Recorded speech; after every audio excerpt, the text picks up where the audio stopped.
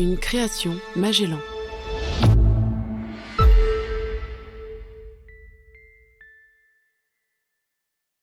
Extrait de l'article de Georges Soria, L'atroce bombardement de Barcelone, paru dans l'Humanité. Je n'avais jamais vu de spectacle aussi effrayant que celui que Barcelone offrait ce matin, après les 2 bombardements qu'elle a subis. Dans les petites ruelles populeuses de Barcelone, où les bombes étaient tombées, des cadavres jonchaient le sol par dizaines. Des rues entières étaient obstruées par d'énormes éboulements de moellons, de pierres de taille, de lits, de meubles éventrés. Des édifices entiers, de 4, 5 et 6 étages, n'étaient plus réduits qu'à d'immenses amas de pierres calcinées, sous lesquels les cadavres de femmes, d'enfants, gisaient par dizaines et dizaines. Barcelone en deuil pleure maintenant ses morts. Cette nuit, des cadavres seront encore sortis des décombres, comme hier soir à Valence et dans les autres villes du Levant. Et sur toute la côte, entaillée par les bombardements sauvages de cette semaine, une population unanime maudira le fascisme et ses chefs, qui, pour venger leur défaite militaire, n'ont d'autre recours que le massacre de pauvres innocents. Reprenons ton histoire ici, à Barcelone si tu le veux bien. Nous sommes en 1937. Barcelone est alors l'une des villes les plus bombardées d'Espagne. À mon arrivée en ville, je me suis rendu à l'un des derniers refuges antiaériens que l'on peut encore visiter aujourd'hui. Un guide bénévole m'attendait à l'entrée du bunker. Étant seul à me présenter ce jour-là, nous avons passé plus de 2 heures dans l'abri, car mon guide tenait à me montrer le lieu dans ses moindres détails.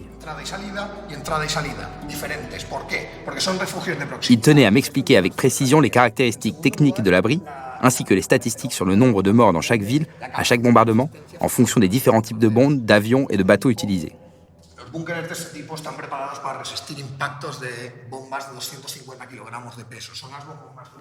En sortant de l'abri, un peu groggy et après avoir passé plus de 2 heures sous terre, je lui ai demandé si le nom d'Orloff lui disait quelque chose. Le camarade Orloff est très célèbre ici, tristement célèbre. En Espagne, c'est en partie lui qui met en œuvre le système de répression décidé par Staline. Ils accusent et assassinent de façon sommaire tous les révolutionnaires espagnols, anarchistes ou trotskistes, qui ne suivent pas la ligne stalinienne. La Catalogne vient de connaître des jours troubles.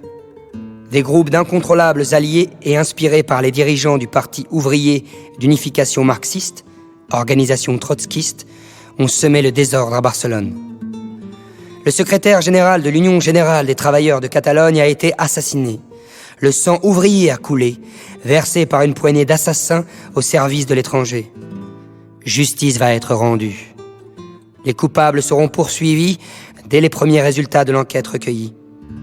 D'ores et déjà, il importe cependant que l'opinion mondiale sache quels sont les responsables, les instigateurs de la rébellion contre le pouvoir du gouvernement. Une fois de plus, l'activité criminelle du trotskisme est ici en cause. Minorité d'agitateurs sans foi ni loi, réduits pour se manifester à faire des appels au meurtre, les dirigeants du POUM parvenaient à rallier à leurs entreprises criminelles une poignée d'anarchistes incontrôlés. Et le sang alors coula. Identifiés par toute l'opinion publique comme des agents provocateurs types, les trotskistes subiront toutes les rigueurs de la loi républicaine. Et justice, nous n'en doutons pas, sera rendue. Tu publies cet article dans la Correspondance internationale le 8 mai 1937, soit quelques jours à peine après les incidents intervenus dans le camp républicain entre les partisans communistes d'un côté et le POUM, le Parti ouvrier d'unification marxiste de l'autre. Surpris par la virulence de tes accusations, je suis allé rencontrer le professeur Pelai Pagès de l'Université de Barcelone, qui a beaucoup écrit sur le sujet. Il m'a expliqué que le POUM était né en 1935 de l'unification de 2 organisations. D'un côté, le bloc ouvrier et paysan dirigé par Joaquín Maurín, et de l'autre, le parti d'André Onin, qui était un trotskiste de renommée internationale qui avait publié de nombreux ouvrages traduits en plusieurs langues. André Onin avait vécu en URSS, si bien qu'il savait ce qu'il s'y passait. À partir de 1936, quand Staline a commencé à mettre en scène ses premiers grands procès contre les soi-disant traîtres du parti, Nin fut l'un des premiers et l'un des seuls à prendre la parole contre ces purges. Ensuite, lorsque la guerre civile a éclaté en Espagne, le POUM a cherché à favoriser le processus révolutionnaire qui était en train de se développer en marge de la guerre civile. Pendant ce temps, le Parti communiste espagnol, sur les ordres de Moscou, a cherché à faire prévaloir l'unité et l'union avec les autres partis démocrates, toujours dans la continuité de sa politique de Front populaire. Au-delà de cet aspect purement stratégique, selon professeur Pagès, Staline cherchait à étouffer cette révolution populaire fondée sur le principe de collectivisation, dans la mesure où elle risquait de remettre en cause le modèle soviétique, où l'État centralise toutes les ressources et tous les pouvoirs. Si bien que très vite, Staline a demandé à ses agents du NKVD en Espagne de développer une campagne de propagande pour décrédibiliser le POUM. La campagne a commencé en décembre 1936. Quand le POUM est exclu de la Généralité de Catalogne, le gouvernement de Catalogne.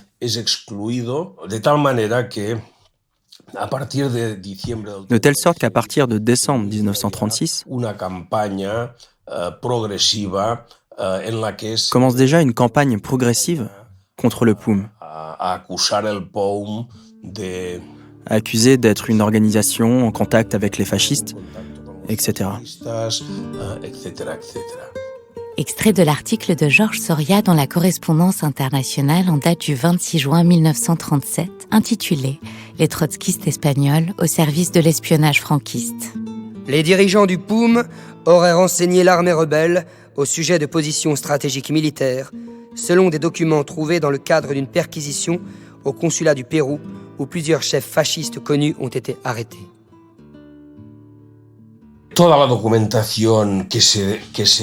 Tous ces documents étaient préfabriqués par le NKVD.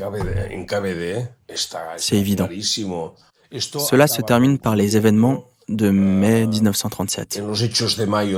Finalement, la situation va finir par se tendre à tel point que le 3 mai commence une guerre civile, une mini-guerre civile à Barcelone, avec des luttes de barricades. Le conflit dure presque une semaine. Il se termine sans véritable vainqueur ou vaincu, mais tout de suite le Parti communiste accuse le POUM de l'avoir provoqué. Et commence alors une campagne de persécution contre le POUM, qui ira jusqu'à l'assassinat du révolutionnaire Andronin. En réalité, Andrés Nin a été enlevé par ses amis. 1. Afin que les interrogatoires qu'il aurait dû subir si l'instruction avait suivi son cours n'aient pas lieu, et ne dévoilent au grand jour tout le détail de l'organisation trotskiste et toutes ses liaisons avec les fascistes espagnols et étrangers. 2.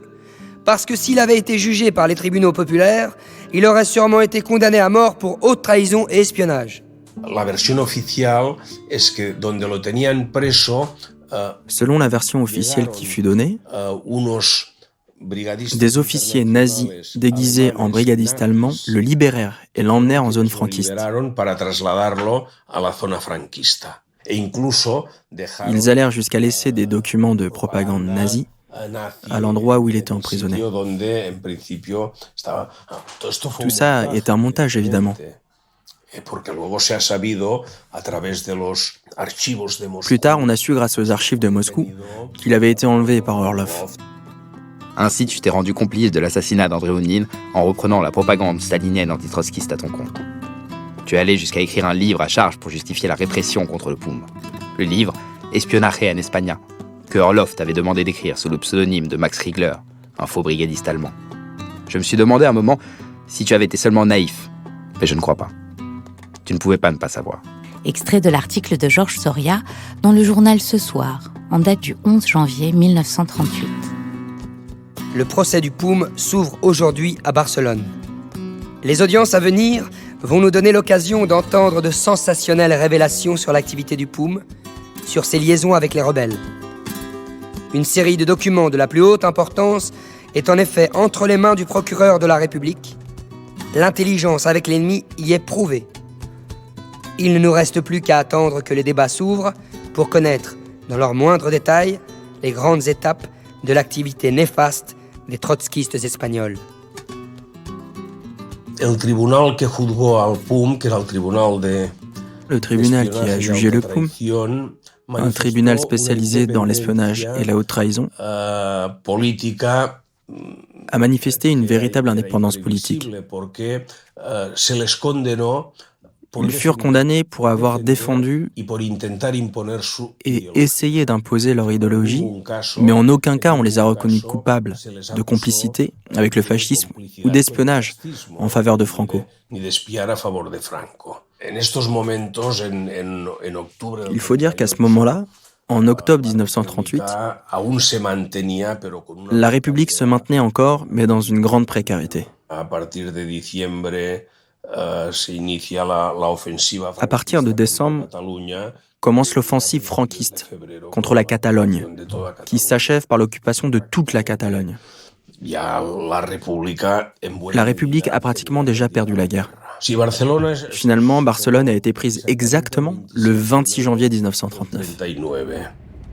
Le 28 janvier 1939, à Perpignan, par téléphone pour le journal Ce Soir. Je fus parmi les derniers à quitter Barcelone, devant les portes de laquelle je me trouvais hier à 5h30. Les 6 jours et 6 nuits que Barcelone vécut avant de tomber au pouvoir de l'invasion resteront le titre de gloire des défenseurs de la capitale catalane. Mardi, à midi, Barcelone en était à son 44e bombardement. Quelques minutes après avoir dicté mon dernier message, le téléphone fut définitivement coupé avec l'étranger. Il ne restait aux défenseurs de Barcelone qu'à sortir le plus vite possible de la souricière. Sur la grande route de Barcelone au nord, un spectacle déchirant m'attendait. Une troupe ambulante de près de 200 000 personnes s'échelonnait sur la côte et, fuyant les bombardements, s'en allait en groupe compact. 60 kilomètres durant, je fis route avec ces réfugiés, sans vivres, sans logis. Je renonce pour aujourd'hui à vous dire dans quel état je les retrouverai à Figueras, transformés en camp géant.